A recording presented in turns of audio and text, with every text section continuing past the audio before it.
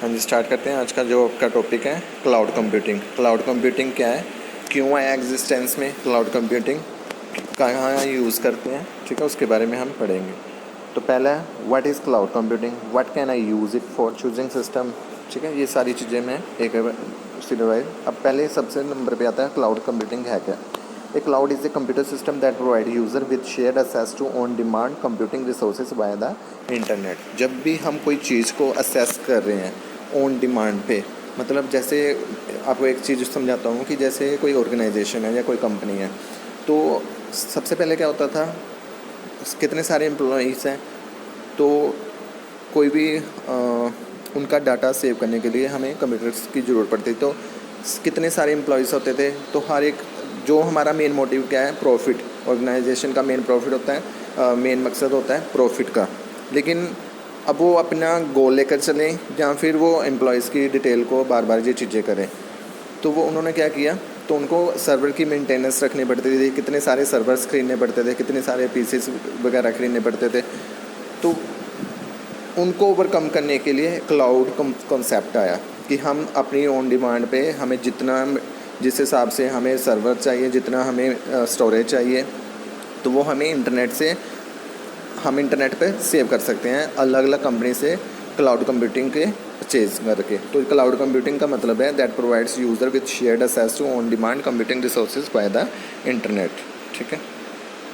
Resources utilization कर सकते हैं, what is it useful, scalability and elasticity है, रिप्रोडक्टिबिलिटी बाय वे ऑफ प्रोग्रामेबिलिटी है, रिलायबिलिटी थ्रू रिटेंसेंसी। अब इसका क्या मतलब है, जैसे सपोज़ कर लो आप कोई वेबसाइट बनाते हो, ठीक है, आप वेबसाइट बनाते हो, तो आप एक लिमिट रखते हो कि मेरी वेबसाइट पे 1000 पर्सन विज़िट कर सकें।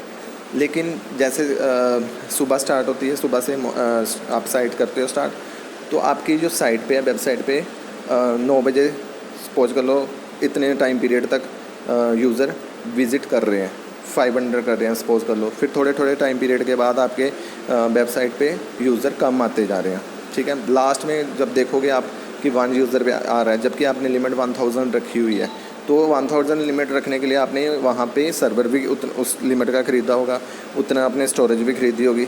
तो आपको क्या हो रहा है, वो आइडल बैठ रहा है, आपका सर्वर आइडल बैठ रहा है, क्योंकि 1000 लिमिट है लेकिन 1 विज़िट कर रहा है। तो आपकी जो स्टोरेज है, या हार्ड डिस्क जो भी आपने खरीदी हुई है, आपने सर्वर खरीदे हुए हैं, तो वो क्या कर रहे हैं, आइडल बैठा हुआ है।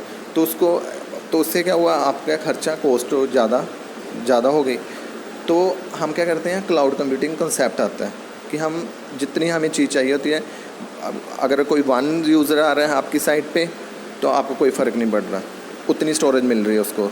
10,000 आ रहे हैं तो उसको 10,000 वाली स्टोरेज मिल रही है, तो वो इंटरनेट पे डिमांड पे मिलता है, उसको हम क्लाउड कंप्यूटिंग कंसेप्ट कहते हैं। तो ये सारी चीज़ें हुई, स्केलेबिलिटी एंड इलास्टिसिटी वगैरह।